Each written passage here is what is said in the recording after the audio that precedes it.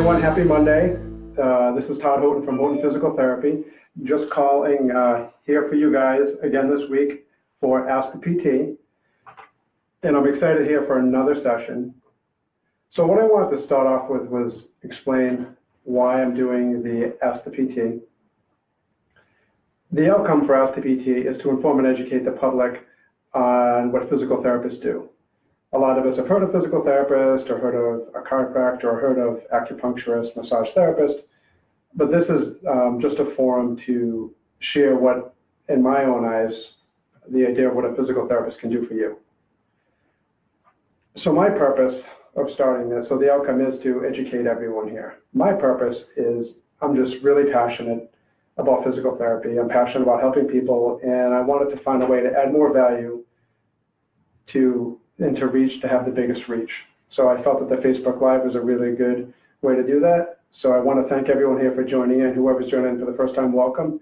And if you've joined in before, thank you very much, and we're excited to have you again. So how it kind of goes is just a little introduction by me. I talk about the hot topic of the week, and then I do a question and answer where anybody can type in a question live, and if I don't get to them, I will get to answer all the questions. And then I just have a finish up word as well. So the hot topic of the week is tennis elbow. So a few weeks ago when I was in the gym, I was looking around and I happened to notice there were a few people, I'm sure some of you may have seen this, a few people noticing that they're doing the kind of same workout week after week. I usually go to the gym the same time of the day and same days of the week, and I happened to notice that there were people doing the same type of workouts. And I noticed that they had, if anyone's ever seen like a tennis elbow splint around their elbow. So I figured that'd be a great topic of the week, especially after we talked about the shoulder last week. So for anyone that doesn't know what tennis elbow is, or otherwise known as lateral epicondylitis, it's an inflammation of the area around the elbow. So what's interesting enough is about 5% of the people actually get it from playing tennis. And the lateral, so if we look at the anatomy, we have the medial aspect, which is towards the midline, the lateral aspect, which is to the outside. So lateral epicondylitis is 5 times more common than medial epicondylitis.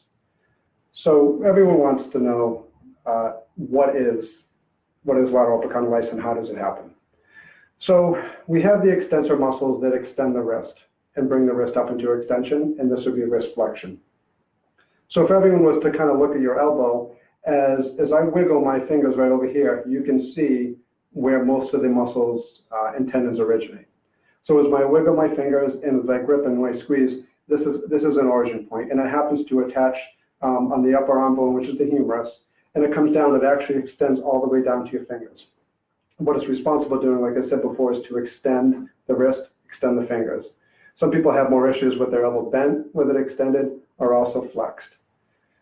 So one of the ways that we do get the tennis elbow is that if you look at your forearm and you see, if you can kind of feel in your forearm, you have a part called the muscle belly, which is more of the tone part, where you actually kind of feel a belly of a muscle, where in every muscle has 2 attachments, has tendons where it attaches at the origin and tendons at the insertion.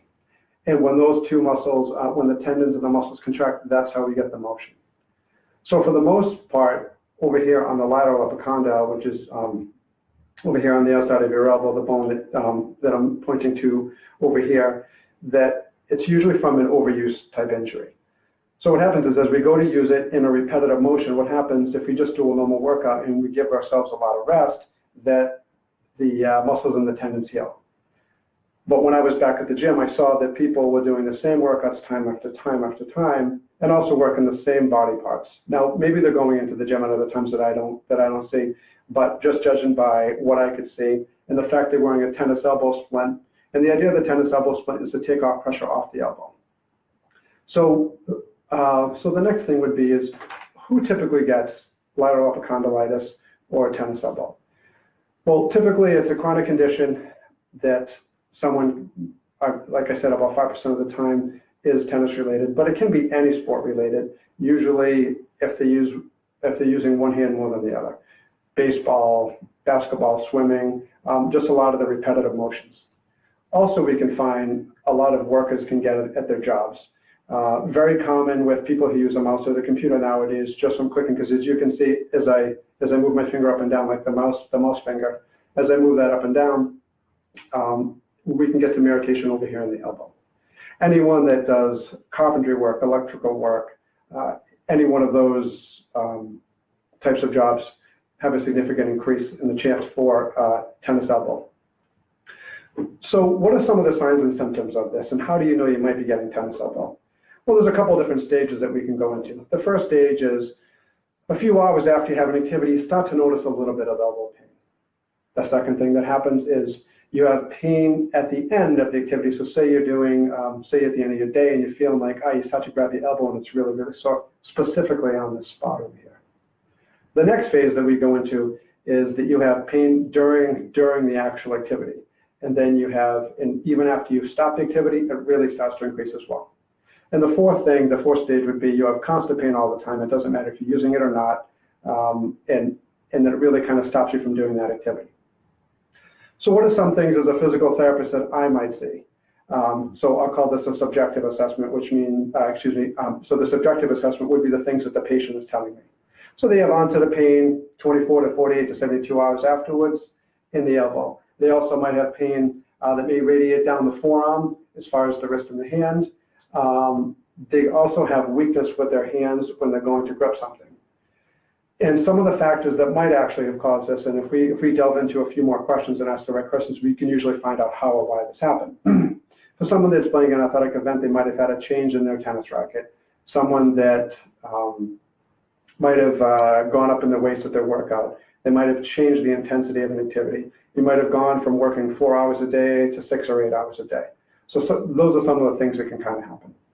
So some of the things that I see as a physical therapist through my eyes in the objective assessment is that they will be pinpoint tender over the lateral epicondyle. They'll definitely have weakness in grip compared to the other hand. They'll also have, and the big one is with the elbow flexed, so this would be in a bent position, when I extend the wrist up and provide a little bit of resistance, that's painful. The other one would be is that when I extend the arm out and bring the wrist up into extension and also provide a little bit of resistance, this is very, very common for them to have a lot of pain with this. So what are some diagnostic tests that can be used to diagnose tennis elbow if you want to see your physician or your primary care physician or orthopedic doctor? Well, they might take some x-rays to see if there's anything going on. An x-ray usually shows bones, spaces where there should be spaces and spaces where there shouldn't be spaces. So it's really difficult to tell through an x-ray. If someone continues to have chronic pain, then they might do an MRI of the elbow. And to see, like I talked about, if we have a lot of repetitive use, which is normal because that's how we build muscle, by tearing the muscle fibers down, then we give it proper rest and they get stronger. But when we have a repetitive injury from doing the same constant thing, same repetitive motion without enough of a rest, then we get scar tissue built up. And then the scar tissue built up, and it's usually over here where the tendon inserts, the origin of this tendon. And it's typically over here at the elbow. We typically don't have it down here in your wrist for the pain down there. The other thing, if you've tried a course of physical therapy, or if you've gone to see an orthopedic and they don't really feel that that's the issue, they might do what's called an EMG. And an EMG is a nerve test that's going to test to see, are we getting the impulses from the neck, kind of what we talked about last time? Are we getting all the nerve impulses all the way down to your fingers? And if there's interruption here, that might be something else that they would want to check into. Another thing that they would want to do, possibly, if the MRI was negative in your elbow, the X-ray is negative, and they would probably test your cervical spine, maybe do an MRI of your cervical spine. So for those of you that have tuned in the last couple of weeks, through my eyes, I really believe that most, if not all, upper body injuries have a significant amount to do with the spine. So one of the things that we talked about last time,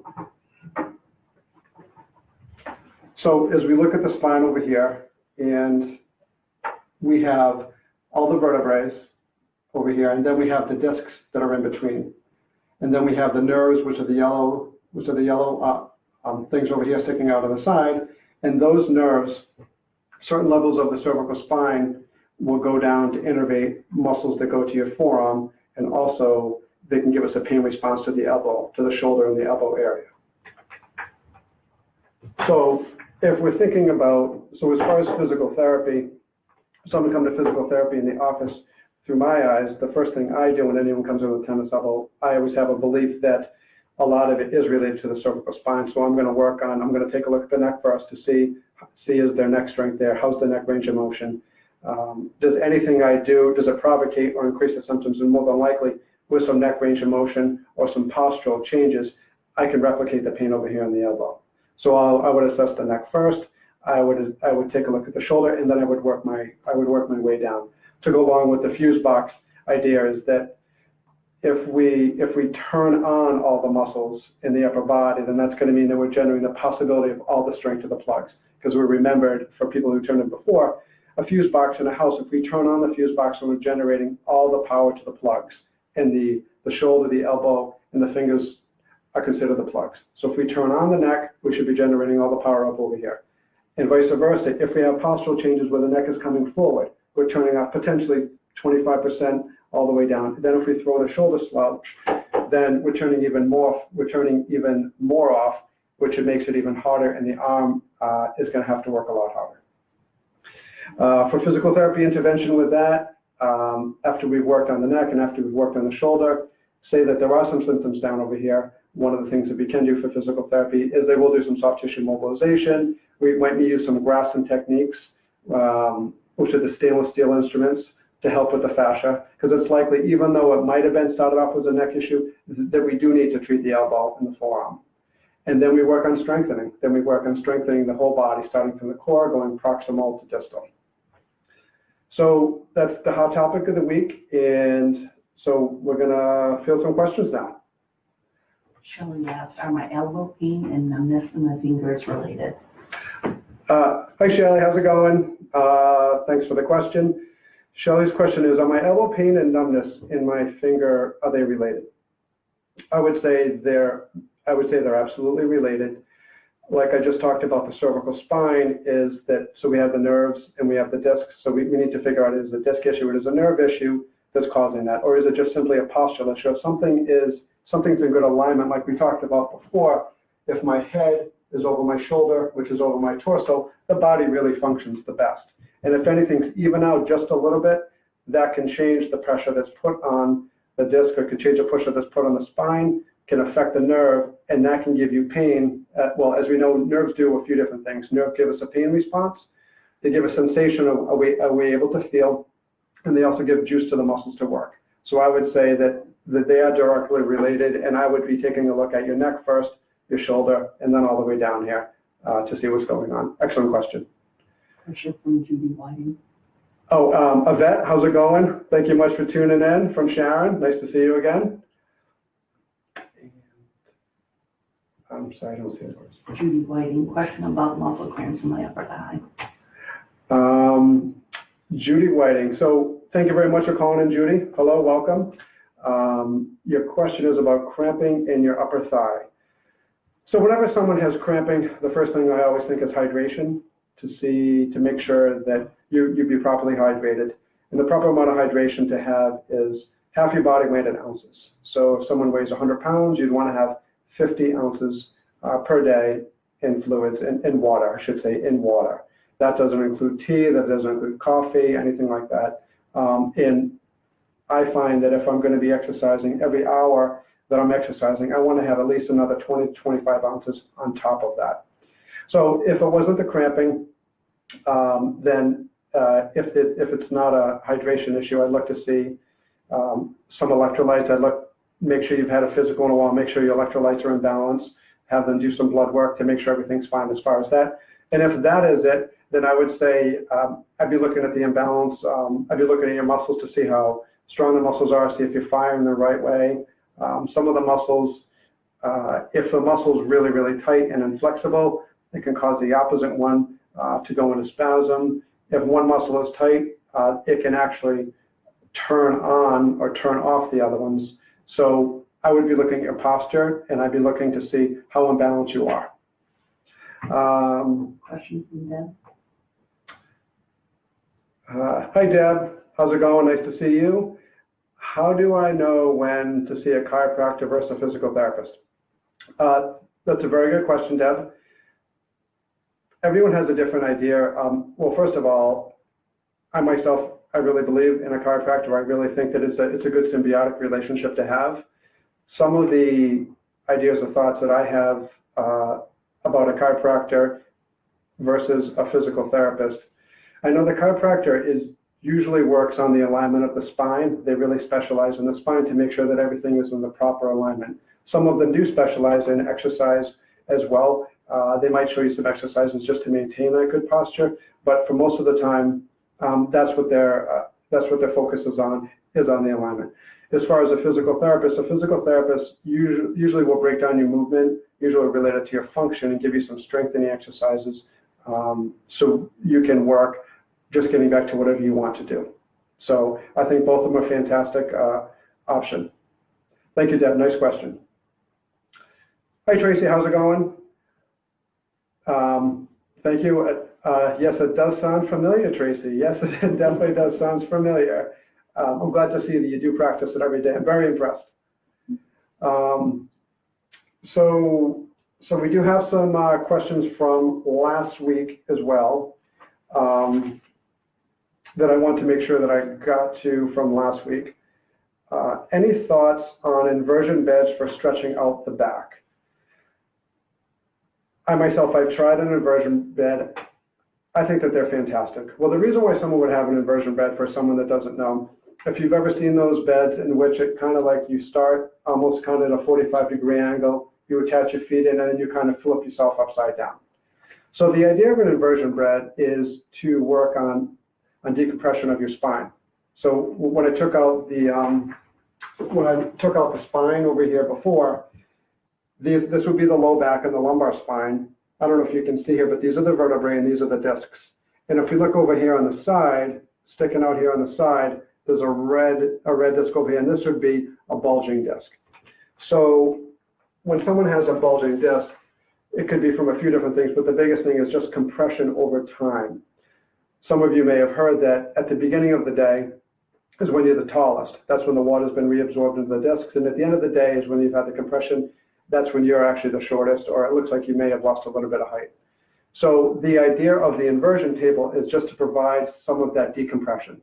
So if someone might have any disc pathology or numbness or tingling or sciatic symptoms, anything like that, so we want to get a little decompression. So I think the inversion table is a great idea. I know that they can be fairly expensive. So what I recommend is that you do see if you can find a family member or friend that may have had one that you can try out. Excellent question.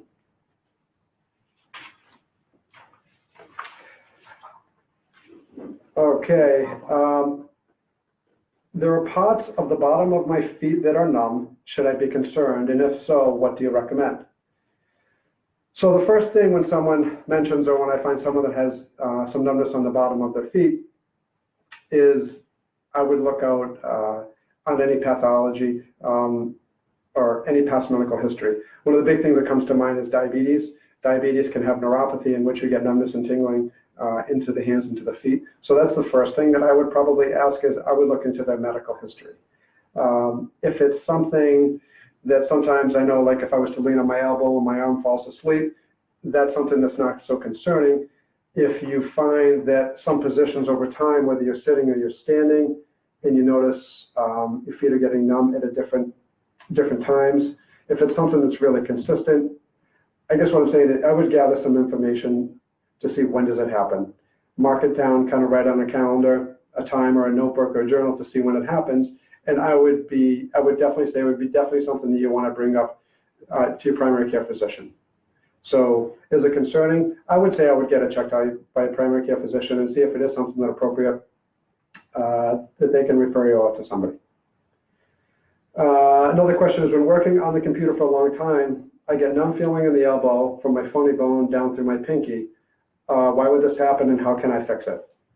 That's an excellent question. It sounds like a question of someone who works in an office setting. So the question is when we lean on their elbow, that they get numbness in their pinky.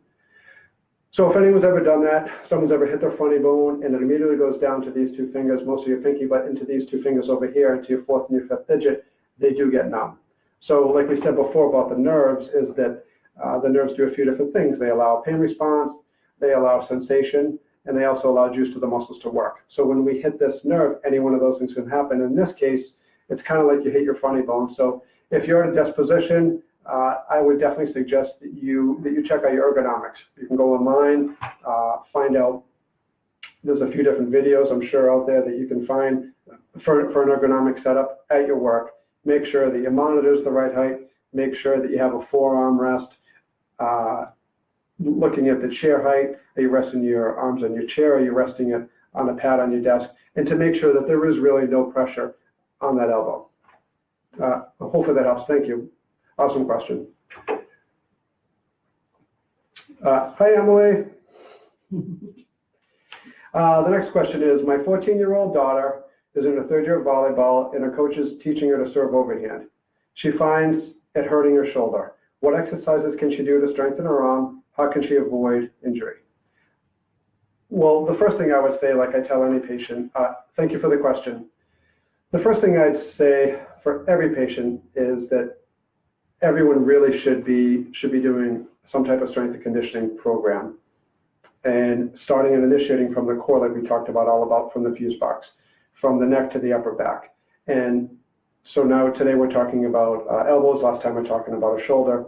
That if we start proximal over here, working along the core, that's going to generate enough power to the plugs. That means the shoulder, that means the elbow, and all the way down to the hand. So with that, I'd really be working a lot of postural exercises. Make sure she has a really good strength training program, especially whenever we do. So when someone's coming in for physical therapy, we usually do, well, through my eyes, is I want to make sure that we have enough core strength to do anything below the shoulder height. Once we do below the shoulder height, then we want to get to exercises at the shoulder height, and then we work above the shoulder. So a lot of times there are definitely some, well, I'd want to make sure that the coach is really schooled to make sure that he's progressing the kids along in the right way. There are some teachers that may not be the best, so we'd want to make sure that she's ramping up her strengthening program in the right way. And I wouldn't suggest going right to overhead activity because she might not be working from a solid foundation. Awesome question. Next question is, I am planning to participate in the 50-mile challenge in the 50-mile MS challenge walk in September. In previous years, I've ended the walk with both knees being wrapped and swollen. Can I do something in training to avoid this? So that's an excellent question. I'm not sure. Oh, September. So September is a few months away, so there's definitely plenty of time. Pretty much my thought is it only takes a 1 to 2% change, and that really makes all the difference. So you have time, and I would work on. You can again go online. You could talk to your physical therapist if you do have one to ramp up. Usually, when people have swelling, it's because they've ramped up exercise too quick. You might have an injury in there, and sometimes the body can't take the increases in the activity level. So as long as you find a program, I would look online. If it's 50 miles over the course of a weekend is a lot. It's usually broken down into 3 days. So we want to make sure you're prepared. So I'd be looking online, or I'd consult an expert, or maybe someone that's already done the walk, and you can ask them what they've done and how that's worked for them. And again, I would definitely do a strength training program as well, because it's not just about your knees. It's about having your abs and your back and your core strong, and also all the other major muscle groups in your body to have them strong as well.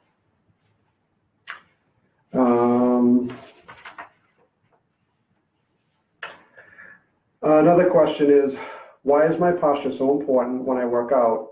And what do I need to think about when I'm working out? So it goes back to kind of my thought of how I had this topic this week to talk about the tennis elbow. Is from my own experience, a few years ago, I was doing a pegboard at the gym.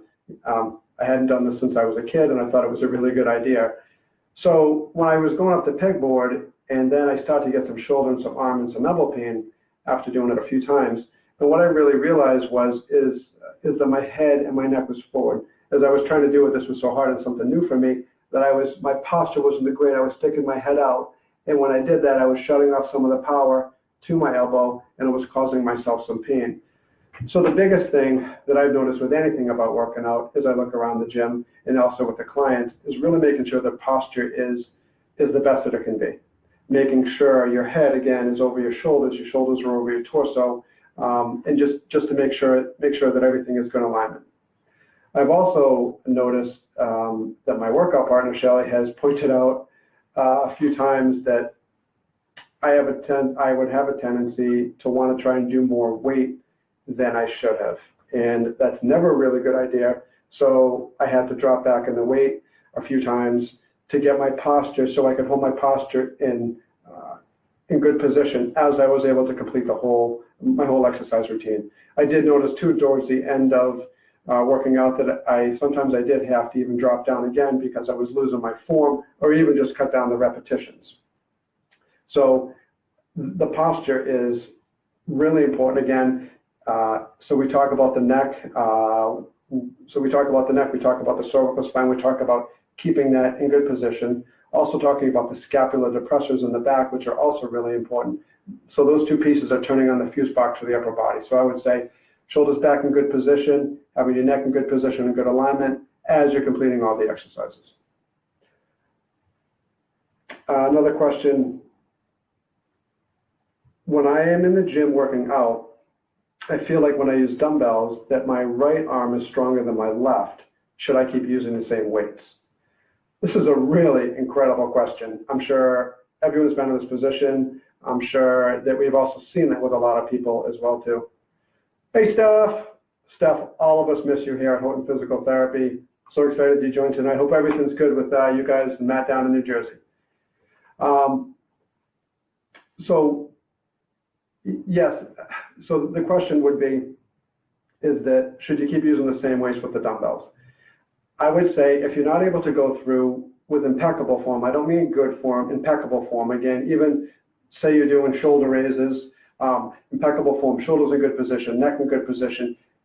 I would be using equal weight no matter what, even if you have to drop down, because a lot of times what I'm seeing, even if you drop down in weight, is because when someone has turned off their fuse box, it's usually one side is weak. So if one arm is weak and you're not in good position, one arm is going to get stronger and overcompensate, the other one's going to get even weaker. So it would be crucial to use the same dumbbells in each arm just to drop down until you can complete at least a few sets of 10 with that same weight, with really good posture for a few different sessions to carry over so you're not having any shoulder or arm soreness. So again, I want to thank everybody for tuning in tonight. So the last thing that I would mention to you, well, hopefully this was helpful. Hopefully none of you do have tennis elbow, but there's a few different things that you can think about. Have your doctor check out, is it your elbow? Is it your shoulder? Is it your neck? Or is it a combination of all three of those? So hopefully this was helpful. And as you look around in the area, if you are looking for a physical therapist in the area, the best place is to start with your primary care physician to see if you need physical therapy, because they're going to be the ones that will be giving you the order. And if you're going to do an online search, there's most physical therapy sites. It's a good thing to go take a look at their website and take a look at their physical therapist that they have there and see, are they someone that would match up with your needs? Are they someone that match up with your values? Because that's really important. You want to pick someone that's also going to understand exactly what your outcome is going to be. So you go to your primary care, you can look up online. You could even call up their physical therapy office and kind of ask how they do things. The other thing would be is you could call up your insurance company to see what your physical therapy benefits are. Some people have a copay, some people have a deductible, so that's another thing to throw in there. And the last thing would be a lot of physical therapists and businesses are cash pay as well. So just because if you don't have physical therapy benefits, it's really worth making a call to them. And physical therapists are definitely working on returning you to function through a strength training program, through an exercise program, and also just working on correcting your whole body. So even though if you're going to come in for your elbow, they should be looking at pretty much everything, your neck, your upper back, your shoulder as well. So again, thank you very much for tuning in. I love having these Facebook Lives. It's a lot of fun for me, just a way for us as a physical therapy community to be able to give back to you at home.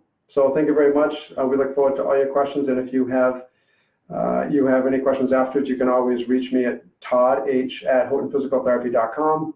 And again, thank you very much. Have a great night. See you next week.